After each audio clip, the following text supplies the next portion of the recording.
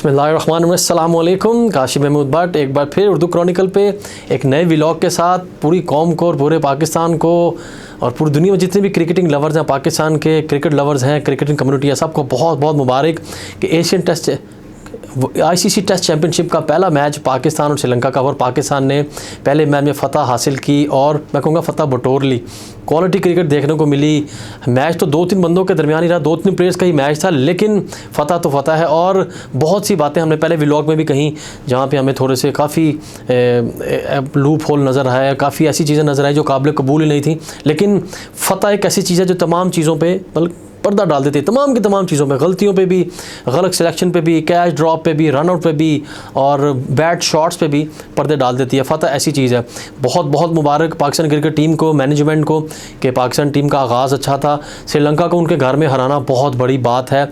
ये शेर के मुँह से नवाला निकालने वाली बात है, क्योंकि वो अपने घर में हमेशा ही शेर हैं और वो अच्छी क्रिकेट खेलते हैं। उन्होंने मुकाबला तो अच्छा किया, लेकिन साउथ शकील के 200 रन के सामने वो ढेर हो गए। उन्होंने कहा जी कि नहीं, साउथ शकील का ये मैच है। और साउथ शकील ने प्रूव किया कि वो जो 1 साल से टीम के साथ थे और पिछले 3-4 माह से कंटिन्यूसली परफॉर्म करते आ रहे थे, उन्हें बताया कि मैं लंबी रेस का घोड़ा हूँ और अभी तो मैं शुरू हुआ हूँ। अब मैं यहाँ पर थोड़ी सी बात करना चाहूँगा टेस्ट मैच पे कि टेस्ट मैच का पहला दिन और पूरे दुनिया के लिए सरप्राइज़ था, क्योंकि ऐसा कभी कभार देखने को मिलता है कि पाकिस्तान टीम ने वार्म अप मैच खेला श्रीलंका में। जब वहाँ पे लैंड किए, प्रैक्टिस सेशन हुआ, वार्म अप हुआ और नेक्स्ट डे जी 2 दिन का वार्म अप और प्रैक्टिस मैच था। वहाँ पर खिलाया गया हसन अली को और आमिर जमाल को। हसन अली ने आउटस्टैंडिंग परफॉर्म किया, पेस भी शो की, सीम भी शो की, और आमिर जमाल ने ज़बरदस्त अपनी पेस शो की और उन्होंने दिखाया कि वो वाकई ही अब्दुल रज़ाक और रज़ा महमूद के बाद एक हमारे पास फ्यूचर के ना लॉन्ग टर्म के लिए एक ऑलराउंडर आ गए हैं। लेकिन कैसा सरप्राइज़ मिला टॉस पे, जब हाजी बाबर आज़म ने बताया कि जी कि we are going with Naseem Shah और उन्होंने कहा जी कि रादर हसन अली और आमिर जमाल। पूरे देखने वालों के लिए, क्रिकेटर्स के लिए बहुत ही सरप्राइज़ था कि वार्म अप मैच फिर आपने क्यों खिलाया। वेदर से क्लामेटाइज़ होने के लिए, यूज़ टू होने के लिए, कि जिनको पता लग जाए आमिर जमाल पहली बार वहाँ पे गए श्रीलंका में, पाकिस्तान को रिप्रेजेंट करेंगे, और वो टोटली 11 से ही बाहर। ये तो बहुत बड़ा सरप्राइज़ था। और पाकिस्तान का आगाज़ मैं कहूँगा पूरे मैच पे कि जी शहीन शाह ने अपने पहले आगाज़ किया, बड़ा अच्छा आगाज़ किया, और मैच के तीसरी ओवर में उन्होंने 100 विकेटें भी मुकम्मल की। सरफराज ने 3000 रन मुकम्मल किए, अब्दुल्ला शफीक ने 1000 रन मुकम्मल किए। इस टेस्ट मैच में काफ़ी रिकॉर्ड भी सामने आए, अचीवमेंट भी सामने आई। लेकिन बात सारी मैं कहूँगा कि व्हाट अबाउट पाकिस्तान क्रिकेट, कि पाकिस्तान क्रिकेट कहाँ पे स्टैंड कर रही है। पहले भी मैं कहता हूँ, अभी भी कहता हूँ कि सलमान अली आगा इज़ अ प्रॉपर ऑलराउंडर। उसको 5वें नंबर पे बैट क्यों नहीं करवाया जाता। पहले मान लिया अज़हर अली हैं, बाबर चौथे पे आ रहे हैं। अब बाबर ने अपना नंबर शफल किया है, तो मुझे बताएं कि 5वें नंबर पर सरफराज के आने का क्या मकसद है और रिजवान को बाहर बिठाने का क्या मकसद है। ठीक है, आप सरफराज को खिलाएं, सीनियर क्रिकेटर हैं, लेकिन वो तो मशहूर है स्वीप और एक्स्ट्रा कवर के लिए, और हर बार वहीं पे आउट होते हैं। अब जिस तरह उन्होंने लास्ट डे पे उन्होंने जो शॉट खेला वो बिल्कुल भी काबिल कबूल नहीं था। एनीवेज, फर्स्ट डे के बाद पाकिस्तान की सेकंड डे पे आऊँ तो ये मैं आपको बता दूं कि नुमान अली, जिन पे बहुत ज़्यादा क्रिटिसिज्म मैंने भी किया कि भाईजान आप सबसे ज़्यादा उम्र में भी तजर्बे में सबसे ज़्यादा हैं, तो आपकी तरफ से विकेटें ना आना ये बड़ी परेशानी और हैरानकुन बात थी कि वो बाइट नज़र क्यों नहीं आ रही। और स्क्रीन पे भी बार बार कमेंटेटर भी और उनके जो जितने भी वो बैठे हुए थे टेक्निकल स्टाफ, वो दिखा रहे थे जयसूर्या का हाथ कहाँ से आ रहा है, नुमान का कहाँ से आ रहा है। ये चीज़ें तब सामने आती हैं जब आप परफॉर्म नहीं करते। जब आप परफॉर्म कर रहे हो तो अंडर आर्म भी बॉल कर रहे हो ना, तो आपके लिए वाह वाह होती है। तो लिहाजा नुमान अली, अभी 3 विकेटें तो आपने ले ली, वो कर्टसी टू बाबर आजम जिन्होंने स्लिप पे आउटस्टैंडिंग कैच किया, तो आपका जो जमूद था वो टूट गया और आपने 3 विकेटें ले ली। That's very good. लेकिन फिर भी मैं कहूँगा कि श्रीलंका के स्पिनर्स ने 8 विकेटें ली पाकिस्तान की पहली इनिंग में। 5 जयसूर्या ने और 3 मेंडस ने ली, 8 विकेटें स्पिनर्स ने ली, और पाकिस्तान के 3 शाहीन 3 नसीम। तो डिफरेंस आपको नज़र आ जाएगा कि क्या डिफरेंस था, क्या टीम प्लेइंग 11 खिलाएगी, जो बिल्कुल भी बैलेंस नज़र नहीं आई। और सेकेंडली मैं कहूँगा कि मेरी समझ में और पूरे क्रिकेटर्स की समझ में ये नहीं आ रहा था, जब डिबेट होती है, डिस्कस होती है, कि सलमान अली आगा आउटस्टैंडिंग परफॉर्म करते आ रहे हैं, बैट से, बॉल से, फील्डिंग में भी, हर जगह डिपार्टमेंट में अपना रोल प्ले करते हैं, तो उनको और क्यों नहीं करवाए गए। पहली इनिंग में चलो हो गया, नो प्रॉब्लम, लेकिन जो भाई बॉलिंग कोच बैठे हैं, हेड कोच बैठे हैं, पूरी बारात गई हुई है कोचिंग स्टाफ की, ऑफिशियल की तो पूरी 16 की टीम नहीं होती, 14 ऑफिशियल साथ गए होते हैं, उनको अल्लाह ताला ने दिमाग दिया हुआ है, तो उनको ये भी बताएं कि कप्तान को बताएं, हाजी साहब को बताएं कि जनाबे वाला कि इसने पहले ब्रेक थ्रू दिया हुआ है, और सेकंड इनिंग में फर्स्ट चेंज पे उसको बॉल करवाया, और फिर सेकंड इनिंग में उसको 9 ओवर करवाया गया, फिर भी वो 2 विकेटें लेके आया। तो ये बहुत ज़रूरी है, ये ना देखें, काम लें, आप नाम ना देखें क्या है क्या नहीं है, कौन बड़ा स्पिनर है। इब्रार अहमद ने सिंगल हैंडली आउटस्टैंडिंग परफॉर्म किया, लंबे ओवर किए, उसने जस्टर शो किया, बैटिंग में भी उसने एफर्ट की, लेकिन आउटस्टैंडिंग बॉलिंग की, मज़ा आया उसकी बॉलिंग देखने का कि वो डे बाय डे इंप्रूव कर रहा है। लेकिन सलमान अली आगा से आपको काम लेना है। सलमान अली आगा को आप फर्स्ट चेंज पे भी बॉल करवा सकते हैं, उसको क्रूशल टाइम पे भी बॉल करवा सकते हैं, तो उसका काम लेना ये कोचिंग स्टाफ का और कप्तान का काम है, जो इस मैच में नहीं लिया गया। उसने करके दिखाया लेकिन उससे काम नहीं लिया गया। उसका मैं आपको बता दूं कितना को हाईली प्रोफेशनल, हाईली स्किल्ड आदमी है कि पाकिस्तान टीम को 4 रन चाहिए थे, 13 रन चाहिए थे, ऊपर नीचे 2 आउट हो गए। जब 4 रन चाहिए थे, सऊद आउट हुआ, सरफराज बीच में आ गए, 4 रन चाहिए थे, सरफराज ने पहली मैच पे भी स्वीप मार के आउट हुए, गलती सबक नहीं सीखा। 52वां मैच वो खेल रहे थे, फिर स्वीप मारने चले गए, और उन्होंने कैसा ट्रैप किया कि सिली मिडॉन सामने नहीं, उन्होंने स्क्वेरिश रख ली कि ये खेलता ही इधर है। वो वेरी नेक्स्ट बॉल पे बॉल गया सिली मिडॉन, स्क्वेरिश सिली मिडॉन पे, फिर स्वीप मारी, और फील्डर ऑलरेडी हाफ में वॉक करके आ चुका था। ये टीम वर्क था, उन्होंने कैसे उनको प्लान किया हुआ था, प्लेयर बाय प्लेयर प्लान किया हुआ था अपना कि हमने किसको कैसे आउट करना है। तो 4 रन थे, सरफराज ने अगेन रैश शॉट मारा, और स्वीपर बाउंड्री पे नहीं बल्कि स्वीपर सर्कल में आउट हो गए। और मैं जो बात आपको बताना चाह रहा हूँ कि हाईली स्किल्ड पर्सन की, कि पहला बॉल सलमान अली आगा जस्ट अराइव्ड, जो पिच पे भी पहुंचे थे, जयसूर्या जिसने पहली इनिंग में 5 आउट किए हुए, 3 फिर कर चुका हुआ है, उसने फ्लैटेड बॉल की निकल के सीधा छिक्का दे दिया। इसको पंजाबी में कहते हैं जान नप लिया।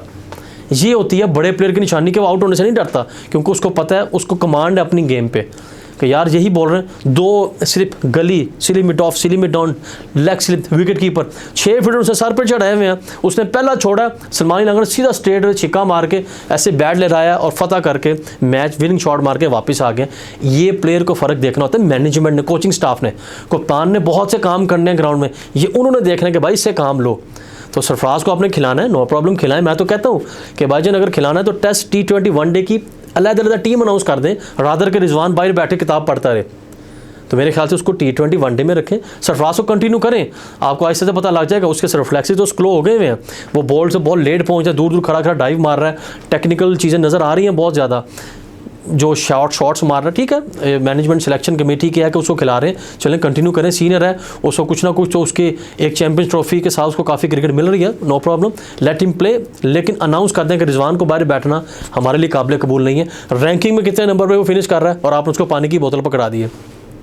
एनीवेज, ये तो पहले टेस्ट मैच की बात कि पाकिस्तान ने फतह समेटी, बड़े बड़े फ्लॉस थे, बड़ी बड़ी छोटी छोटी मैंने बातें कर दी, लेकिन फतह ने सब कुछ छुपा दिया।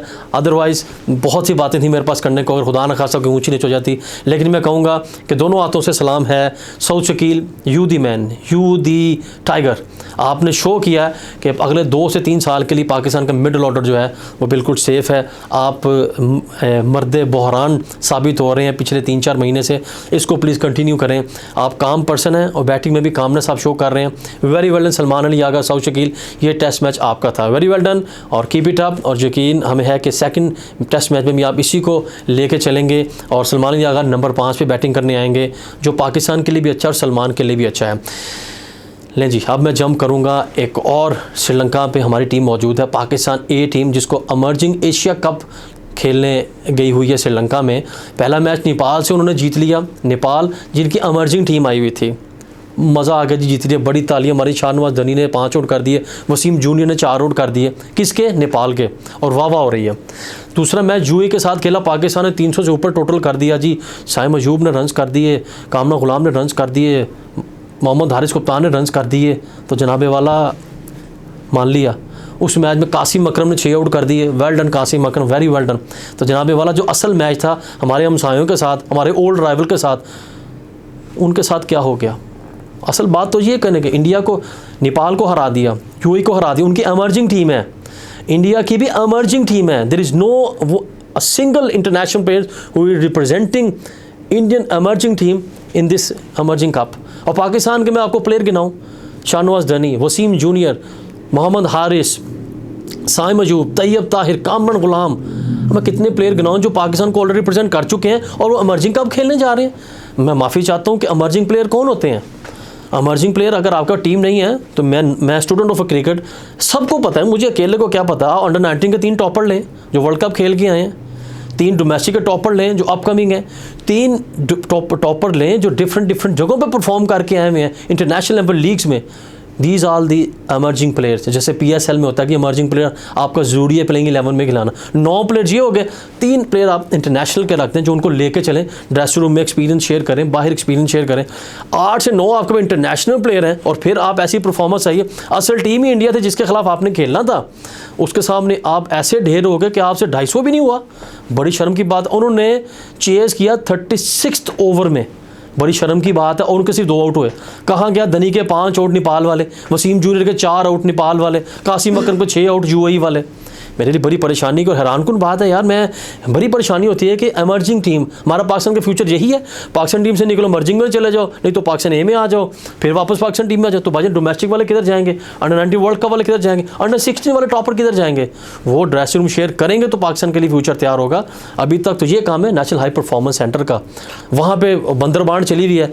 PCB से निकलो हाई परफॉर्मेंस सेंटर चले जाओ, हाई परफॉर्मेंस सेंटर NCA इधर नहीं तो उधर लगा दो, वुमेन विंग में लगा दो, वुमेन विंग से निकाल के इधर लगा दो जी, किसी और डिपार्टमेंट में लगा दो, वापस डोमेस्टिक में ले आओ। मौजें लगी हुई हैं। तो भाईजान पाकिस्तान किधर स्टैंड कर रहा है, प्लेयर्स हैं तो पाकिस्तान क्रिकेट बोर्ड है ना, तो प्लेयर्स को देखें, प्लेयर्स को आगे लेके, एक प्लेयर के पीछे 4-4 प्लेयर हो, फिर मज़ा पता लगेगा जी NCA में नेशनल हाई परफॉर्मेंस सेंटर में काम हो रहा है।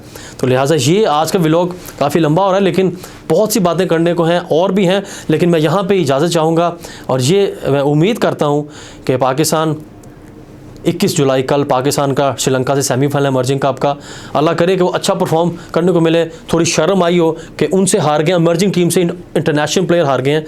कल पाकिस्तान का श्रीलंका के साथ 21 जुलाई को इमर्जिंग कप का सेमीफाइनल है। उम्मीद करते हैं पाकिस्तान अच्छा जीतेगा और फाइनल में अच्छा मैच देखने को मिलेगा।